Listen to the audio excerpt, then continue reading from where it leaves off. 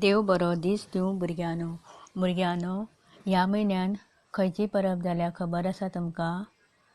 परब म्हटल्यार फेस्टिवल.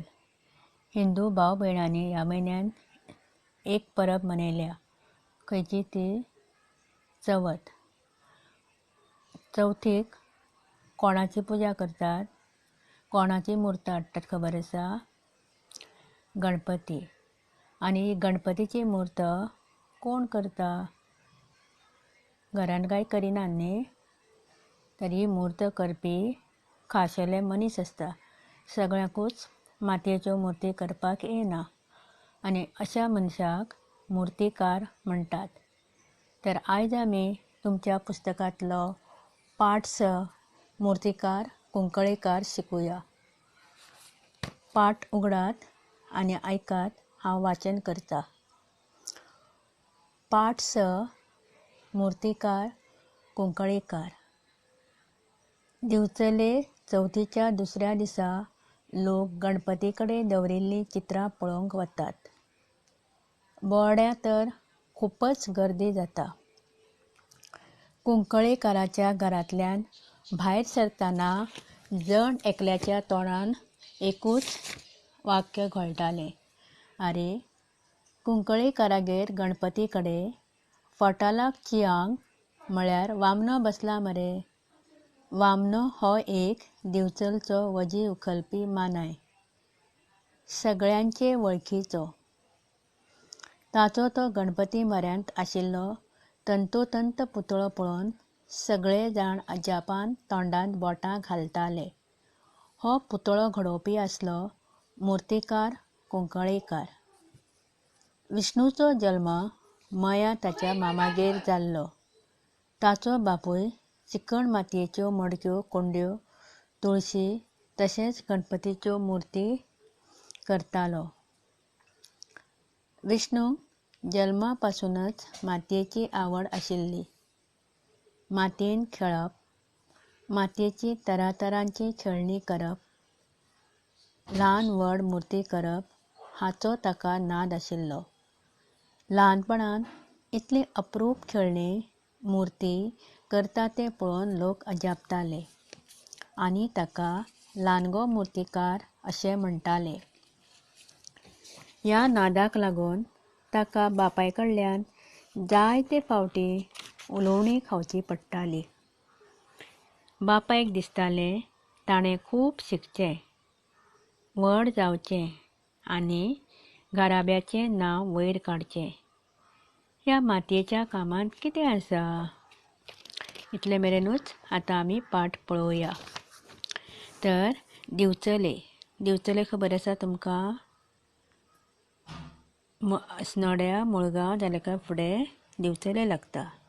दिवचले हो गांव सुरू जाता आनी दिवचले न्ही चवथीच्या दुसऱ्या दिसा. चवथ जाली न्ही, गणपती पुजेक लायलो न्ही पयल्या दिसा, की दुसऱ्या दिसा लोक गणपती कडेन दवरिल्लीं चित्रां थोड्या गांवांनी न्ही अस्नोड्या एका वाड्यार दवरतात. गणपती कडेन जायते तरेचीं चित्रां दवरतात. तीं पळोवपाक लोक भोंवता. तर चित्रां पळोवपाक वतात. बोवाड्या तर खूपच गर्दी जाता. बोवाड्या हें बेचोलेनूच पडटा, बेचोलचोच गांव. थंय न्ही खूब लोकांची गर्दी आसता. कित्याक थंय बरीं बरीं चित्रां आसता, तीं पळोवपाक लोक वता. कुंकळेकाराच्या घरांतल्यान भायर सरतना जण एकल्याच्या तोंडान एकूच वाक्य घोळटालें. जण एकलो म्हणजे तेंगेर कोण वयता, भायर सरता आनी चित्रां पळोवन तो कितें म्हणटालो, घोळटालें म्हणल्यार म्हणटालो कितें? आरे, कुंकळेकारागेर गणपती कडेन फटालाक चियोंक म्हळ्यार वामनो बसला मरे. वामनो म्हळ्यार एक दिवचलचो वजी उखलपी मानाय, लोकांचें सामान व्हरून पावोवपी असो एक सादो मानाय. ताचें चित्र ह्या कुंकळेकारागेर केल्लें आनी ह्या वामनाक न्ही सगळे लोक कितें म्हणटाले? फटालाक चियोंक ह्याच हितून ते वळखताले. सगळ्यांचे ते वळखीचो आशिल्लो कित्याक तो बाजारान सगळ्यांचें मानायपणाचें काम करतालो, लोकांचें सामान व्हरपाचें. ताका लागून थंयसरले लोक ताका वळखताले.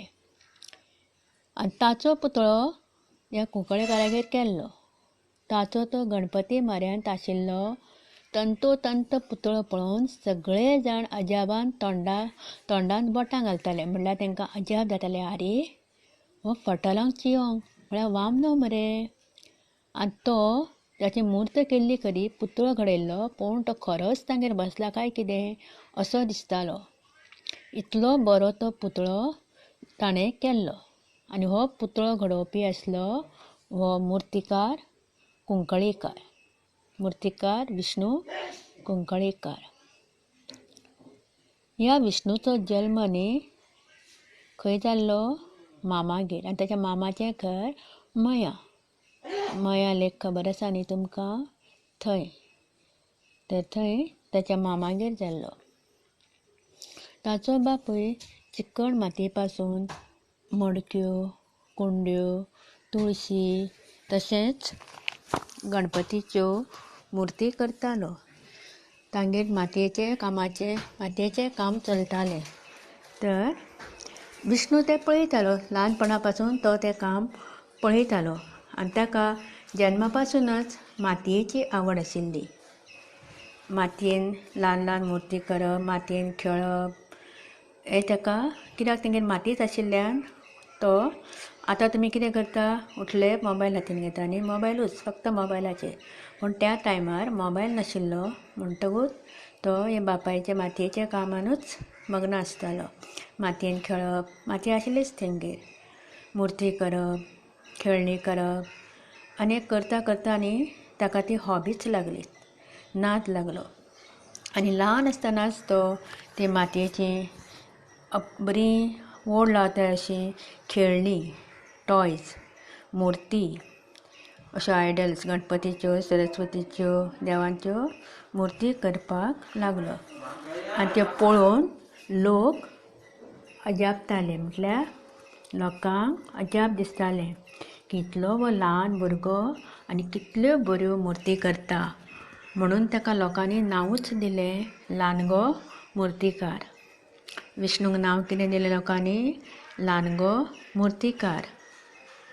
आनी ह्या नादाक लागून ताका बापाय कडल्यान जायते फावटी उलोवणी खावची पडटाली. आतां तुमकांय बी जायते फावटी उलोवणी खावची पडटा. कित्याक? तुमच्या हातान दिसभर मोबायल दिश्टी पडटालो न्ही. आतां जाय तुमकां मोबायल घेवपाक, पूण पयलीं म्हणून तुमकां उलोवणी खावची पडटाली न्ही. तशीच विष्णूकूय धाकटो आसतना बापाय खूब तापयतालो. कित्याक? तो मोबायलाक घेवन खेळटालो? ना, तर मातयेन खेळटालो. ताच्या बापायक कितें दिसतालें? आपणें मातयेच्या कामान हें केलें, पयशे जोडले, मातयेचें काम केलें, पूण आपल्या पुतान तें करपाक नाका अशें सगळ्यांच्याच बापायक दिसता न्ही.